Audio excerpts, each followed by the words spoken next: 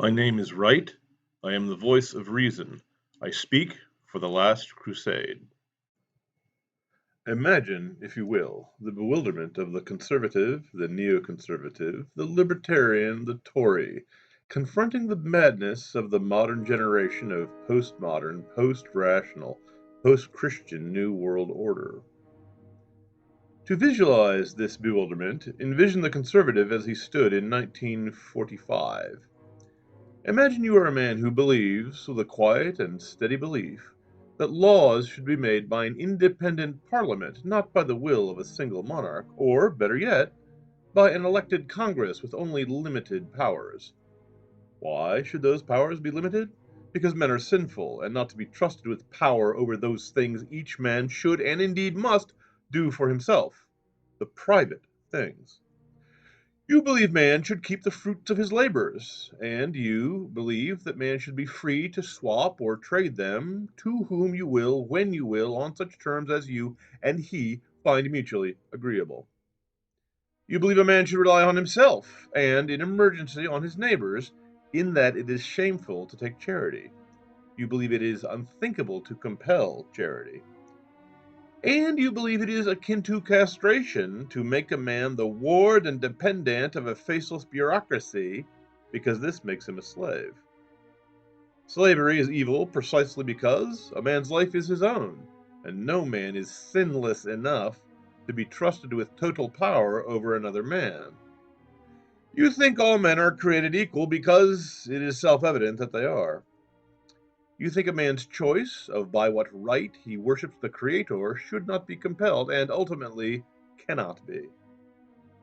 You believe in the ordinary decency that was once taught to all ordinary boys, that a man should be trustworthy, loyal, helpful, friendly, courteous, kind, obedient, cheerful, thrifty, brave, clean, and reverent. One who has the character reflecting these things is called decent, and those who do not are not. The private things are, in other words, property, charity, liberty, life, equality, fidelity, and decency. Imagine that all around you agree with these basic truths, so much so that to question them seems an act of frivolity, if not obtuse. There are, overseas, certain mentally warped and morally perverse creatures who preach despotism and genocide, and who reject utterly all you believe, but they are as alien to your worldview as men from Mars, and you think the madness of the old world will never travel to the new. It cannot happen here. Next, imagine that our conservative of AD 1945 sleeps like Rip Van Winkle and wakes into the modern day. Upon waking, you find that each thing you own, you no longer possess. For, in the name of regularizing the economy or protecting the environment, you retain little control, or none at all, over the disposition of your labor or its fruits. Questioning why, you are told that the regulation of trade and the protection of the common welfare, which includes the natural environment, are matters needed for the protection of property rights. Property rights can only be protected by eliminating private property. As a believer in property rights, you are left dumbstruck and without an argument. Upon waking, you see cities, peaceful and prosperous in your day, centers of major industry like Detroit, now looking like the burnt-out hulks of the European towns just yesterday you saw reduced to rubble by aerial bombing. Questioning why, you are told that multiple generations of fatherless bastards, their fathers and grandfathers, are all supported at public expense, on the dole, for to compel the bastards to work, or to wed, impedes their self-esteem. True charity, you are told, consists not of giving the money prudently to the deserving poor, to the working poor, but in protecting the self-esteem of the wards of the state, namely by making them entitled to the fruits of another's labor, so that there is no charity involved in the transfer of funds. It is theirs as a matter of right. Charity demands the abolition of charity. As a believer in charity, you are left flummoxed and unable to voice a sound objection. Upon waking, you find that laws have been enacted against hate speech, and laws against discrimination, and laws against the abuse of firearms, and laws against the abuse of drugs. This means that the First Amendment, the Second, and the Fifth have been abrogated. For speaking a word or cracking a joke that offends an unspoken and unwritten set of rules called political correctness, you can be fired, demonized, harassed, vilified. You can be pepper sprayed and beaten with rods by masked brown shirts in public. The brown shirts, not you, will be portrayed and applauded as heroes, and you as the oppressor. You, not the brown shirts, will be called the Nazi whose evil regime you, just yesterday, spent blood and treasure to overthrow. No matter what the thugs do, whether knifing an innocent victim, kidnapping a child, reaching for a weapon, wrestling with the police, or murdering you, they are the heroes. Nothing they do against you will be reported on the news, or if it is reported, they'll be the heroes. Any act of self-defense on your part is an unprovoked and racist hate crime. You are always the enemy of the state. You are always the enemy of the people. Also, the police, in the name of the war on drugs, can seize your property without a warrant. Also, the town board of planning and zoning, in the name of aiding local businesses, can condemn private property and sell it to land speculators for a strip mall. In the name of the war on terror, as an American citizen, you can be killed by an unmanned aerial vehicle without a trial, without a hearing, and without any due process. Questioning why, you are told that these things are needed for the preservation of law and order against internal corruption and external enemies, as well as for the elimination of that bigotry which imposes on the civil rights, hence on the liberty, of minorities and sexual perverts, whose rights now trump your rights. And guns are being taken away for the same reason you yourself would take away power from tyrants. No man can be trusted with the power. Liberty demands an abrogation of all your liberties. As a believer in liberty, you are left flabbergasted and unable to concoct a coherent counter-argument. Upon waking, you find that your life now belongs, as a property, to your group identity. This identity does not have the property of self-identity. That is, A is not equal to A in your case. Because, for example, a white male is not a white male if he is a Muslim, a Mexican, a foreigner, or a homosexual, or if he has some other claim on some other group. An Hispanic who shoots a Negro attacker in self-defense is suddenly a member of the white male group, and a conservative speaker who is a woman is no longer in the female group, and so on. Rights, including such things as college admissions, and who may speak such words in jest, and whose votes are counted and whose are not, is all controlled by these group loyalties.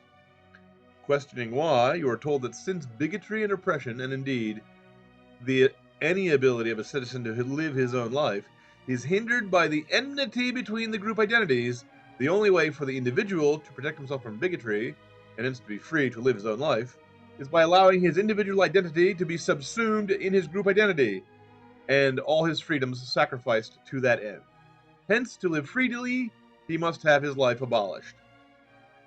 As a believer in man's ownership over his own life, you are left nauseous and can say nothing. Upon waking, you find that the Boy Scouts, an institution designed to teach boys good character and moral uprightness, wish to admit into their ranks a sexually perverted creature called a transsexual, who is a girl that dresses as a boy, and apparently suffers from a mental defect encouraged by her own parents, rendering the child unable to distinguish the sexes. The newspapers all refer to this girl as he and him. And you are upbraided, and may indeed be subject to a lawsuit or legal penalty if you do not go along with this stark lunacy.